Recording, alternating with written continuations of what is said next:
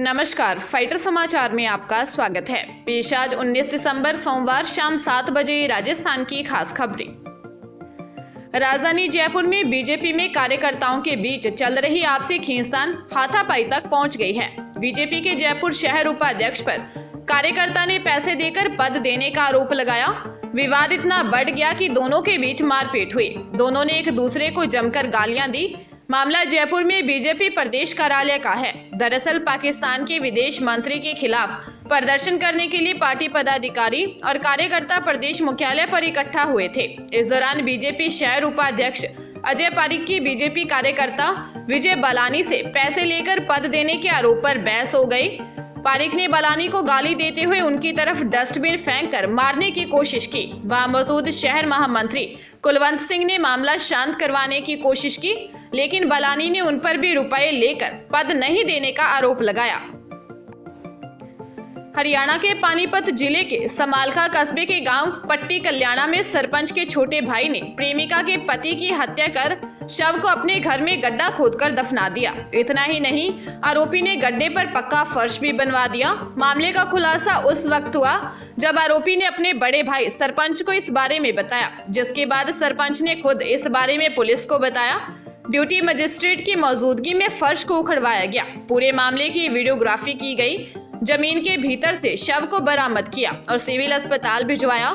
Samalkha police ने आरोपी को गिरफ्तार कर लिया। 35 वर्षीय मृतक रवि के बड़े भाई रजत ने पुलिस को दी शिकायत में बताया था कि उसका भाई 11 दिसंबर को लापता हो गया था। परिजनों ने सरपंच मुकेश पहलवान के छोटे भाई परवीन उर्फ पिन्ना पर भी शक जाहिर किया था, क्योंकि परवीन और रवि की पत्नी के अवैध संबंधों का सभी को पता था। आरोपी ने मृतक को शराब में नशे की गोलियां मिलाकर बेहोश होने के बाद उसकी हत्या कर शव को अपने घर के एक कमरे के अंदर गड्ढा खोदकर दफना दिया था। टोंक जिले के मालपुरा में जन आक्रोश यात्रा के बाद ज्ञापन देने पहुंचे बीजेपी नेताओं की एसडीएम से बहस हो गई। एसडीएम से यह बहस शुक्रवार को हुई, लेकिन इसका वीडियो अब सामने आया है, जो सोशल मीडिया पर तेजी से शेयर किया जा रहा है। भाजपा की जन आक्रोश यात्रा के समापन के बाद कार्यकर्ता एसडीएम को ज्ञापन देने गए थे। आरोप है कि जब वे एसडीएम ऑफिस गए तो यात्रा प्रभारी सतीश चंदेल एसडीएम की डेस्क के पास वाली कुर्सी पर बैठने लगे, तो एसडीएम ने हड़काते हुए बैठने से मना कर दिया। भाजपा जिला उपाध्यक्ष रामचंद्र गुर्जर ने एसडीएम से कहा कि आप तो कांग्रेसी एजेंट के रूप में कार्य कर रहे हो, हमें सब पता है। आप मालपुरा में रहकर क्या कार्य कर रहे हो और कितना भ्रष्टाचार कर रहे हो। कुछ दिनों की बात है, राज आने वाला है, आने वाला समय हमारा है, आपको देख लिया जाएगा। इस पर एसडीएम रामकुमार वर्मा भी गुस्सा हो गए और कहा कि 60 साल तक नौकरी करूंगा, अगर मेरे खिलाफ शिकायत है तो धरना लगा लो और मुकदमा दर्ज करवा दो और जितना हो कर लो। फाइटर वायरल वीडियो की पुष्टि नहीं करता है। हनुमानगढ़ में नौकरी दिलाने के नाम पर धोखाधड़ी करने वाले आरोपी की निशानदेही पर जंक्शन पुलिस ने 7 खाली स्टाम्प बरामद किए हैं। आरोपी ने पीड़ितों से रुपए के लेन देन के समय स्टाम्प पर हस्ताक्षर करवाए थे।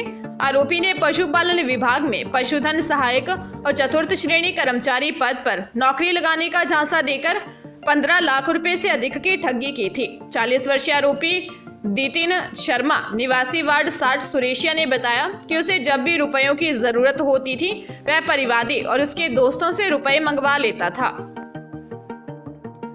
भीलवाड़ा में रात को 2 बाइक आमने सामने से टकरा गई। इस भीषण हादसे में 2 लोगों की मौत हो गई, वहीं 3 लोग गंभीर रूप से घायल हो गए। मंडल थाना प्रभारी विनोद कुमार मीना ने बताया कि रात को जीवलिया धुवाला गांव के पास गुलजार फार्म हाउस के सामने नेशनल हाईवे 158 पर 2 बाइक आपस में टकरा गई। एक बाइक पर भगवानपुरा निवासी 40 वर्षीय रतनलाल उपाध्याय और उसकी बेटी शालू अपने गांव की तरफ जा रहे थे। वहीं दूसरी तरफ बाइक पर 40 वर्षीय गोवर्धन बागरिया, उसका भाई भंवर और तोला पत्नी भंवर बागरिया सवार थे। हादसे में रतनलाल और गोवर्धन की मौत हो गई। अजमेर के ट्रेलर मालिक के साथ ठगी का मामला सामने आया है। आरोपी ने खुद को आर्मी अफसर बताया और आगरा से तोप गुजरात भेजने के लिए ट्रेलर का भाड़ा तय किया। बाद में बातों का झांसा देकर ट्रेलर मालिक से 70,000 रुपए खाते में डलवाए और अब फोन नहीं उठा रहा। ट्रेलर मालिक ने रामगंज थाना पुलिस को शिकायत दी है। खानपुरा निवासी ट्रेलर मालिक सादिक खान ने बताया कि उसके पास एक ट्रेलर है। उसके पास एक कॉल आया कॉलर ने खुद को आर्मी अफसर बताकर कहा कि आर्मी का सामान तोप आदि है, जिससे हिम्मतनगर गुजरात भेजना है। आरोपी ने बातों के झांसे में लेकर 70,000 रुपए अकाउंट में डलवा लिए और बाद में फोन नहीं उठाया। पुलिस मामले की जांच कर रही है। सिरोही के पालड़ी एम थाना क्षेत्र में अम्बेश्वर जी के पास स्थित राजकीय देवनारायण हॉस्टल में 128 स्टूडेंट्स की खिचड़ी खाने के बाद तबीयत बिगड़ गई। खिचड़ी खाते ही स्टूडेंट्स के पेट में दर्द की शिकायत होने लगी। 12 छात्राओं की हालत गंभीर होने पर उन्हें सिरोही अस्पताल के ट्रॉमा सेंटर में भर्ती करवाया गया, जहां 5 स्टूडेंट्स की हालत नाजुक बनी हुई है। राजकीय देवनारायण हॉस्टल की स्टूडेंट्स ने बताया कि रात को लाइट जाने के बाद उनके लिए खाना बनाया गया। खिचड़ी खाने के बाद उर्मिला और रिंकू 2 बहनों की तबीयत अधिक खराब हो गई। उर्मिला के मुंह से झाग निकलने लगा। साथ ही खाना खाने वाली स्टूडेंट्स में 12 छात्राओं की तबीयत बिगड़ गई। पीएमओ डॉक्टर मौर्य करीब 6 डॉक्टरों की टीम और नर्सिंग स्टाफ को लेकर हॉस्टल पहुंचे। उन्होंने वहां सभी स्टूडेंट्स की जांच की। राजस्थान क्रिकेट एसोसिएशन के चुनाव का काउंटडाउन शुरू हो गया है। लंबी जद्दोजहद के बाद 24 दिसंबर को राजस्थान क्रिकेट एसोसिएशन का नया अध्यक्ष मिलेगा।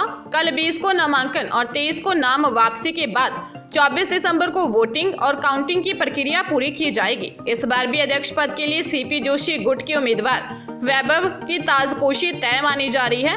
आरसीए चुनाव में इस बार भी सीपी जोशी गुट की ओर से वैभव गहलोत अध्यक्ष पद के लिए नामांकन दाखिल करेंगे। वहीं कार्यकारिणी के दूसरे में पदों में बदलाव हो सकता है। ऐसे में 20 से ज्यादा जिला संघों के समर्थन वाले जोशी गुट से अध्यक्ष पद पर वैभव गहलोत की ताजपोशी तय मानी जा रही है। जोधपुर जिले के शेरगढ़ के भुंगरा में गैस सिलेंडर ब्लास्ट के चलते अब तक 35 लोगों की मौत हो चुकी है। इस घटना के बाद पीड़ितों को विशेष पैकेज दिलाने की मांग को लेकर महात्मा गांधी अस्पताल की मोर्चरी के बाहर जारी धरना और विरोध रैली के बाद शाम को प्रशासन और संघर्ष समिति के बीच सहमति बन गई। पहले एक बार वार्ता विफल होने के बाद दोबारा प्रशासन और संघर्ष समिति के बीच वार्ता हुई। इसमें सरकार द्वारा रखे प्रस्ताव, जिसमें 17 लाख रुपए के पैकेज का मसौदा बताया गया, उस पर ही सहमति बन गई। संघर्ष समिति के सदस्य पूर्व विधायक पुष्पेंद्र सिंह रणावत ने बताया कि हमारी मुख्यमंत्री से बात हुई है। इस राशि को बढ़ाने के लिए हम उनसे जाकर मिलेंगे।